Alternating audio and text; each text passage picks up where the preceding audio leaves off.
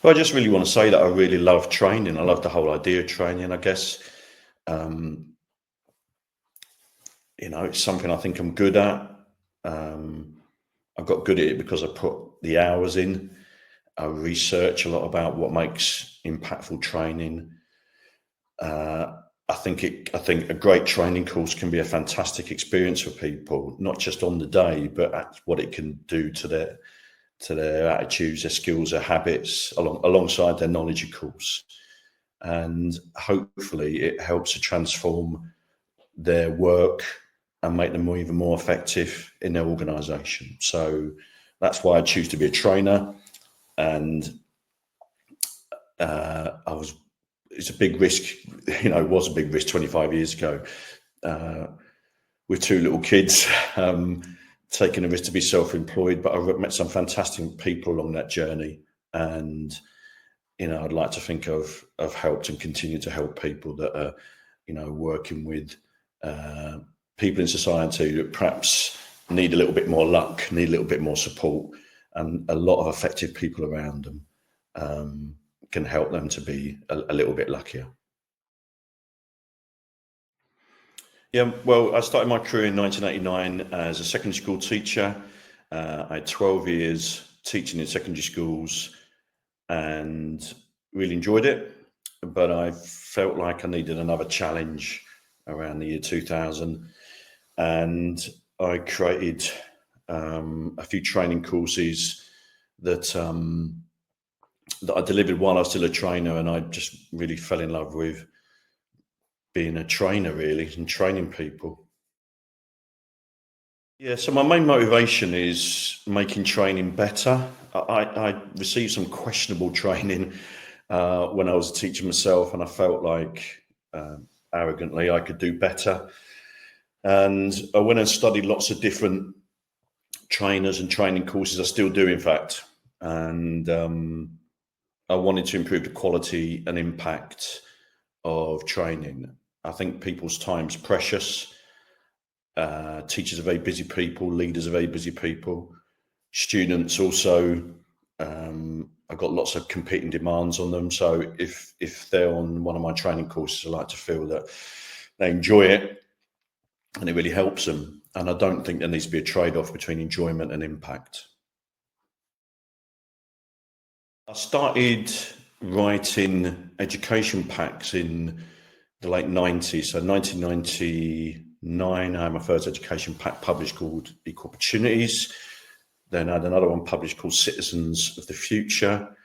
That led me to getting invited onto the QCA writing team when I contributed to some citizenship textbooks called Citizens in Action. And then my first book was Engaging Learners in 2012. That's a book which is focused on the concept of flow. Professor Csikszentmihalyi's work and how increasing challenge, skills and attitudes links with engagement. So that was my first book. My second book was Teaching Backwards, 2015, which is about curriculum design and how you're reverse engineering students' experiences with the end in mind, so that they come out of a course or come out of a unit of work or come out of a school even with real benefits to their lives, deeper learning, understanding and knowledge. And that's the book that coined the phrase the Blue Peter teacher. That's the central component of the book, is that we believe the best pedagogy is very direct, very explicit and thorough. So Teaching Backwards really helped teachers develop lots of different strategies around that type of pedagogy. Then in 2019, I wrote a book called The Learning Imperative, and this was about optimal learning design in teams. So that's work we did in education and outside education. And then my last book's called The Working Classroom. That was 2023, and it's how secondary schools and colleges can make learning more effective and impactful from working class students. So we feel that social class is often undervalued in a diversity discussion. And again, a book with lots of practical strategies for teachers and leaders to improve the engagement levels of curriculum and lessons, and how to design interventions and learning enhancements to help students to do better in school, enjoy school more, and come out of school with really good experiences, but not just about paper qualifications. I've created many different training courses in the last 25 years. I'm a bit of a prolific course designer. Some of them are one-day sessions, one-off sessions. Some of them are modular courses. I think my most impactful course was probably a course called Outstanding Teaching, which was at one point probably the most popular teacher training course in the UK.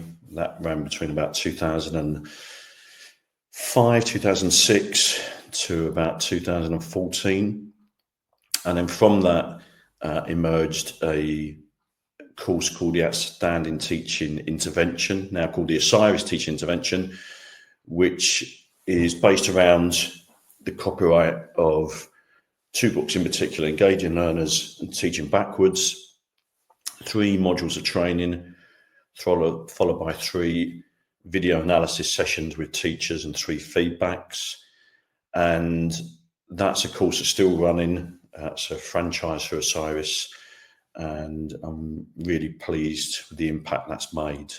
I also still run one-day courses around curriculum design and assessment design and pedagogy, loosely around the title of Teaching Backwards. I'm still asked by schools to do lots of courses around engaging and motivating learners. And I think my most popular course now in the last few years, since Ofsted started inspecting on cultural capital, has had to develop cultural capital and social capital within schools, but how to do it in an engaging way and in a way that respects working class culture and their families. So I've had quite a lot of success with running some courses in schools that are high pupil premium percentage schools, directly with students and with their families. And yeah, I've been sort of helping other schools to devise similar impactful courses around that area. Well, I hope it's engaging. I certainly try to use as much humour as possible in these dark times that we live in. I certainly create a lot of interaction with people in the audience, but mostly what I try to do is make the course relevant for people. So I still think the number one thing teachers want is practical strategies to make their jobs easier, make their jobs more effective. I think leaders want the same thing. So when I'm doing a training course with leaders, it's often about how they get the best out of others that they're leading. And I think people's time is precious. So I'd like to think that I do a lot of research when I go into an organisation about them, about their context, and people experience research-informed training from me, but hopefully with quite a few laughs along the way. Yeah, I just started researching for a new book broadly around the concept of social value. I've always been really interested in social responsibility. I have a huge respect for people that choose to spend their careers in areas of, I guess you might call, social deprivation, left behind areas, they're sometimes referred to. So where I can work in those areas and help teachers, leaders make the educational experience better for them and better for the young people and families that come through their schools, I mainly focus on that. And that whole dimension of social value has taken me to doing some work with companies around corporate social responsibility. And literally trying to find different ways to collaborate with people who are interested in making society more equitable.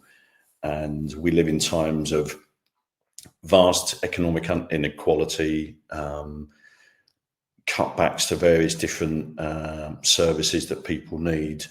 So I try as best I can to use my skills to help people who work within those contexts to be even more effective in what they do.